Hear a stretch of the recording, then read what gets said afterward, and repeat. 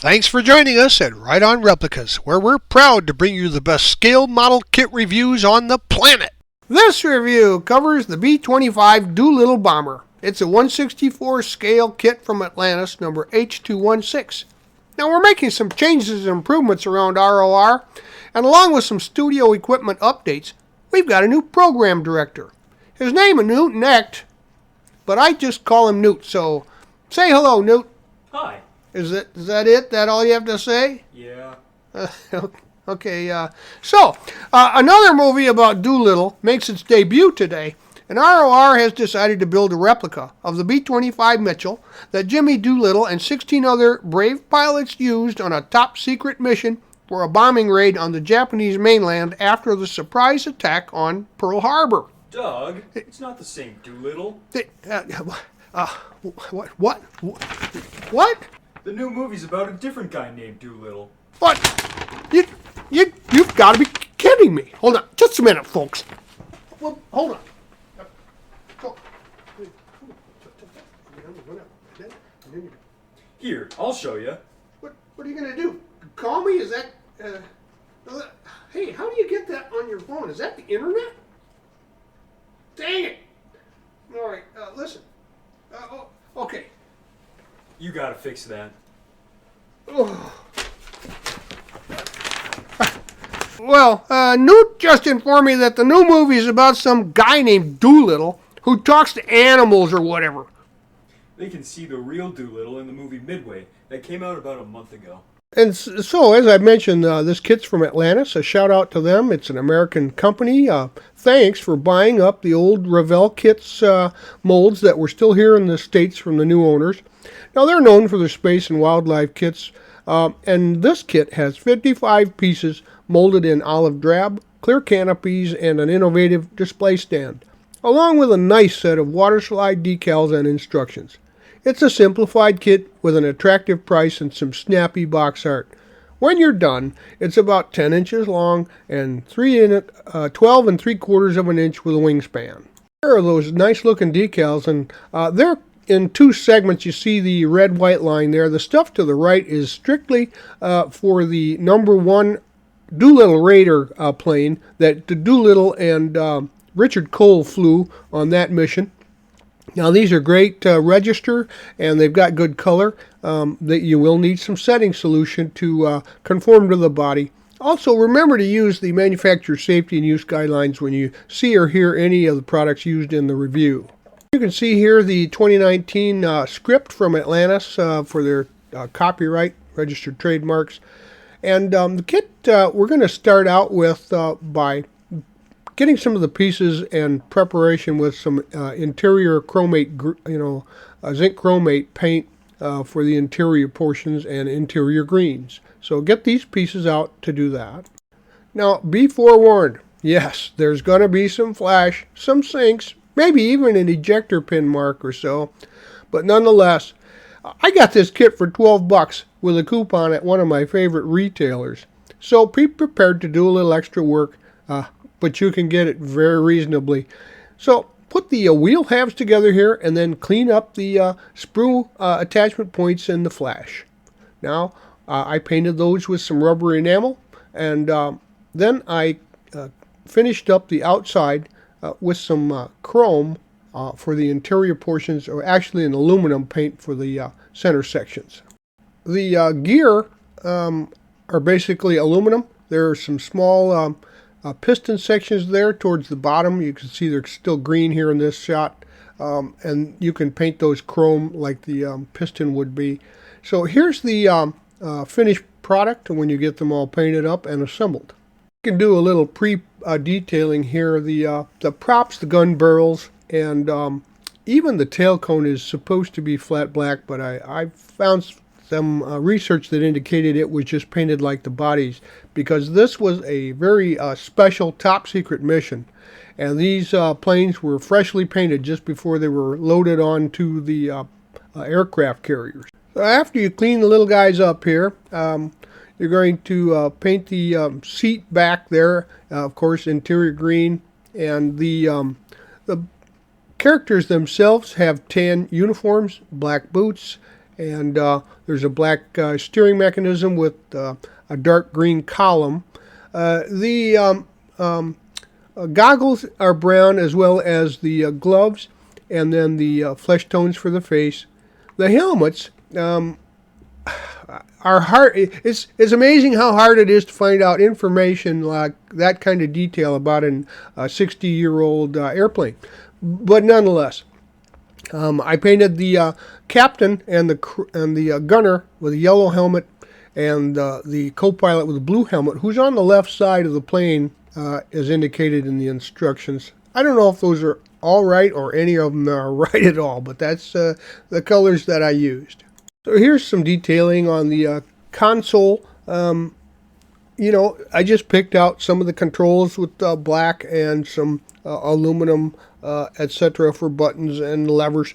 And I wanted to see what the gunner's platform would look like. Actually, that'll get repainted again later. But here we can assemble the seats to the platforms there, and then put the pilot and the co-pilot into position. And we can stage the gunner and that platform. They'll all go into the lower nose piece there for the plane. Now, I'm also going to put the frames together on the canopies, and I'll show you how I cheated. I used some 1/32 inch chart tape. It's like pinstriping, only it's flat. And then I just replaced all of the ribs, which were on the inside of the glass canopy. So these actually look more like a real framework. So put them into place, and then I just painted the outside with some clear lacquer and let that set to keep the tape in place and make it look more realistic. And that's how I made my canopies. And you can do the same thing, or you can mask and paint as normal. Next, the major assembly comes up, and these are the major components, and including the portion we just finished with the pilot and co-pilot. And we're going to do all the prep work and cleanup, and then assemble this group. Here you see the platform for the pilot and co-pilot are staged, and they will go into a small rib that is sitting on the bottom, that sits underneath the bottom of that platform.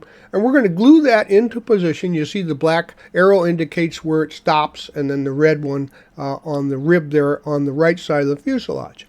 Then we're going to close this up and let that dry in place on the right side, just in the correct position, because we're going to remove this and do some other work. The fuselage halves fit together pretty well. There was a slight mismatch here on the cockpit area, so just a quick file or sand stick, and you can clean that up. I also see the hole there, a port for the observation blister. I decided to open that up just to make it look more like a real observation blister. There's other items on the plane. There's windows in the back that are basically just there. They're not opened up. There's some detailing opportunities here if you want to take and do a little investigation. And now you can take the rubber bands off after the glue has set on your platform. And then we're going to stage some of the other pieces we'll need to assemble the body. You see the lower portion of the nose there, and also that antenna there in the center. I actually put that on much later. But we're going to add the turret portion here, which has a cap on it, indicated by the red arrow. And that is for the upper turret. The lower turret is not used. Taking a quick look at the body so that we know what we're in for. Of course, there's always the fuselage halves, the parting line there where the pieces go together. But there's also some sinks in this model, which was designed back in the mid-60s. And you got to expect that. The panel lines are raised rivets. And so there's some work there for you to do if you want to make this look more than it is. Now, the back, after I got them together, I noticed that it was a little warp on the left side of the fuselage, and so in order to make this proper, I decided to add the tail cone. You see it there on the right side before I glued the fuselage halves together. That kept everything in alignment perfectly, but will necessitate a little extra work later on. You can see here the favorite putty of mine was used to start cleaning up some of the seams and sinks, etc. Once you've got the seams cleaned up to your satisfaction, you can replace the lower turret with the turret cover, which was done on the Doolittle planes because they expected to be flying low enough where other aircraft couldn't come underneath them anyway, and they saved the weight for extra fuel. It's time to do a little forward planning to avoid the tail dragging syndrome. Now, I pack a bunch of plumber's putty in there for nose weight, right in front of the cockpit, of course. And I also put some into the forward nacelles on the engines. That should give enough weight to keep the model sitting upright on the 3 points. We can begin work on the wings, and there's an unusually heavy sprue attachment here, but just cut that off and make sure it's smooth so the engine nacelle covers in front there will go in place. There's also a rib here that kind of rolls over on the airfoil. That's supposed to be there. It's on all of them. And a sink mark, as you saw. Now we're going to put the components together. These are the parts that make up the wings. And then we'll start staging those for assembly. Use some liquid cement. Put the wing halves together and then clamp them into place so that they're good and close and tight. The lower engine nacelles will have some parting lines and flash on them that'll be easier to clean up before you assemble those. So that's probably a good idea.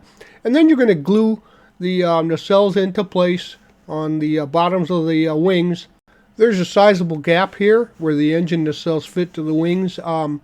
You could try to fit the forward portions by sanding those off, but then your end caps and the nacelle up front wouldn't fit. So, also there's a little flash on the wingtip. You'll need to clean these up, sand them out, and make everything nice and smooth and ready for assembly. Go ahead and use some liquid glue to install all the components: the wingtip, the engine nacelle, and the forward and tail cone, and then let that set aside to dry.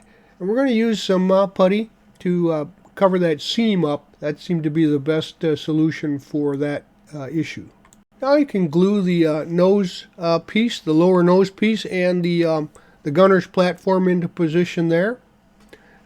Make sure you've got a good bond there where you put the two together and that it fits snugly. I'll clean up the horizontal and vertical stabilizers in the back there and make sure that you are happy with that, and then assemble the vertical ones to the horizontal stabilizer and make sure that they are symmetrical and that they are perpendicular to each other. I mentioned earlier putting the tail cone onto the fuselage, and that will necessitate removing one of the locating devices here on the back of the horizontal stabilizer so that you can fit that into position. Then go ahead and glue it into place and make sure that it is also perpendicular to the plane of the fuselage and wings, main wings. Now we'll add the wings into place, and the wing roots are actually a pretty good fit. It's surprising how nicely they actually fit together. So we're going to go ahead, use some strong glue to put these into place, right and left, and then set them on a jig if you need to make sure that they are symmetrical and at the proper angle, although they fit pretty well. So, but just make sure they glue into place in the right spot. Now the left and rights here, I went and used a little quake hold to put some into the gearbox openings, and I put the flaps on top of that because they'll get painted with the rest of the plane. There's also some other pieces here that will add the antenna, and you can see the antenna here on top of the plane after it's been installed.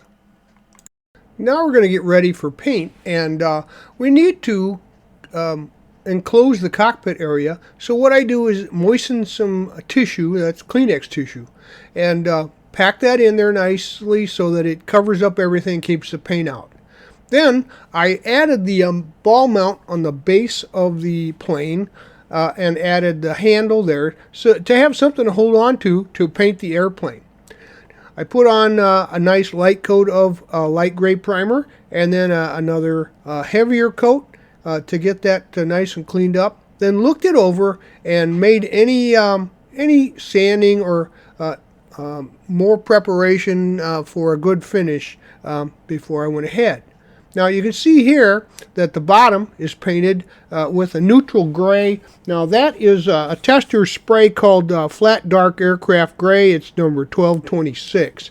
And then I taped off the base after that paint had dried. You see the blue tape here, and it's all done. And then I cut a wavy line for the areas that need to be completely concealed from the olive paint that we're going to put on top.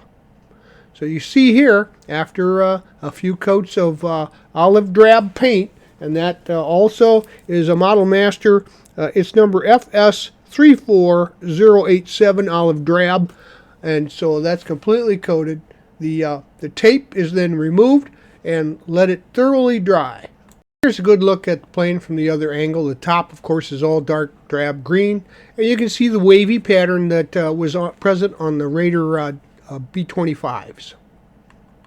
The gear flaps that go on this kit also, the insides were painted interior green, although there may be some references to those being aluminum. I couldn't decide which was true. The other side, of course, was painted when the lower was painted with the, so those are the same color, the neutral gray, as the bottom. So I pulled the upright for the stand out, and then I added this decal that was on the decal sheet to the center there, where you can use the larger colorful B-25 decal there, but I wanted to put a spotlight on Atlantis models. Again, thanks for putting this kit out.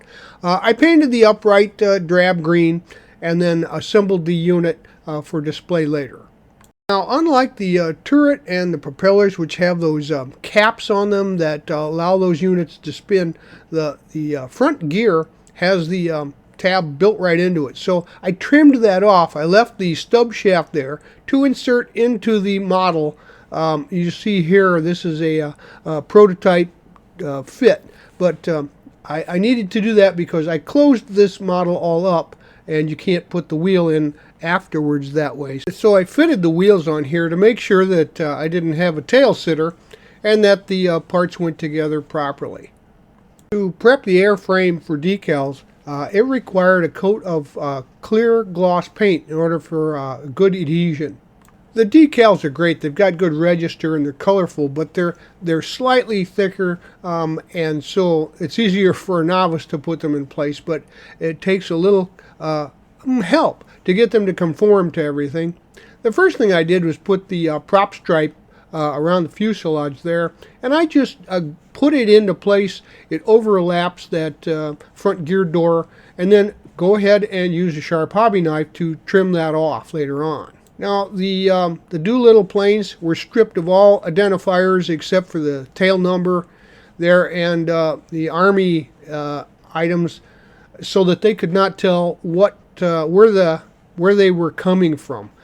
It was a secret, because had they found out, they may have crippled what was left of the U.S. fleet at that time. Now, the U.S. Army decal needs to be cut. It's all one piece on the carrier, so you need to cut that, and here's why. U.S. goes on the one side and Army goes on the other. And you can see the star there. That's all of the decals on the kit. Except for the 6 prop blade decals here, and of course earlier the Hamilton emblems, they did not go on there. The props were painted flat black along with the spinners and hubs. Everything on them was stripped of ID. So these weren't used as well.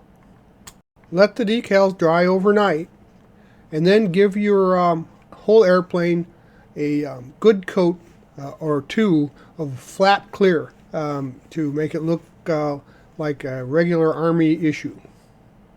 Now grab those wheels, landing gear, and you can glue them into position, and they will, as you see here, stand upright with enough nose weight up front and it will not drop the tail and back.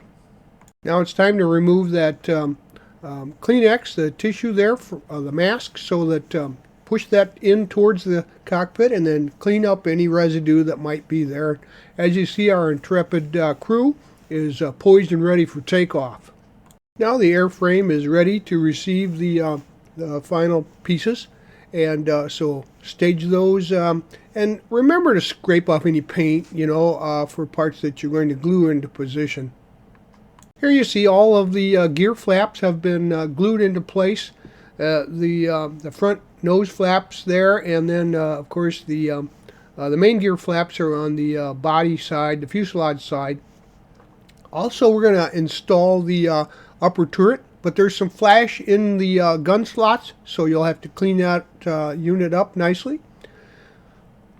I painted the platform in there interior green, and then added the bubble on top, along with the gun in place. And also there's a few ribs on there that are highlighted with either Sharpie or a piece of that chart tape.